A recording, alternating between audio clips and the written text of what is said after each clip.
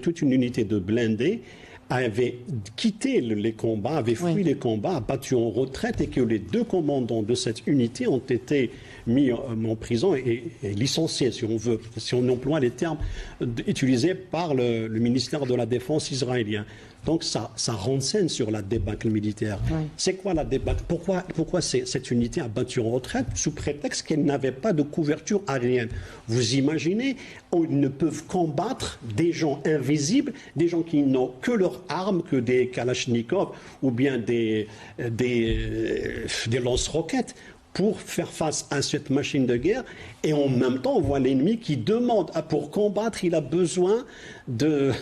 Mais ça a été dit dès le départ, que de toute façon, ce serait un combat de rue, acharné, compliqué. Non, on est face à une vulnérabilité d'une armée qui prétend être invincible. Elle est vulnérable. Les experts américains ont dit que finalement, ce n'est pas la Markava qui fait la différence, ce n'est pas l'aviation qui fait la différence, mais sur le terrain.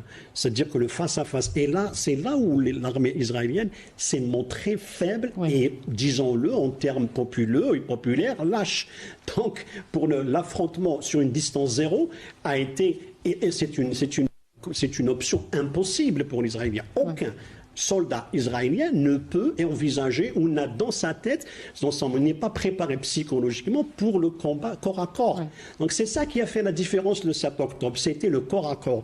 Ils sont entrés dans les casernes, les combattants palestiniens sont entrés dans les casernes, ils ont trouvé presque une débâcle, une armée qui ne peut même pas tirer une balle ou ne faire face parce qu'ils connaissent pas ils ne savent pas ce que c'est le corps à corps. L'armée a la technique et la doctrine de l'armée israélienne, c'est de tirer de loin, c'est le joystick finalement, manipuler à distance, utiliser des bombes téléguidées par des satellites. Voilà l'invincibilité de l'armée israélienne. Être invincible de la sorte, n'importe qui peut prétendre être invincible. C'est ce qui expliquerait les bombardements sauvages, c'est ce qui expliquerait les bombardements. On a voulu faire un maximum de dégâts avant d'entrer à Gaza.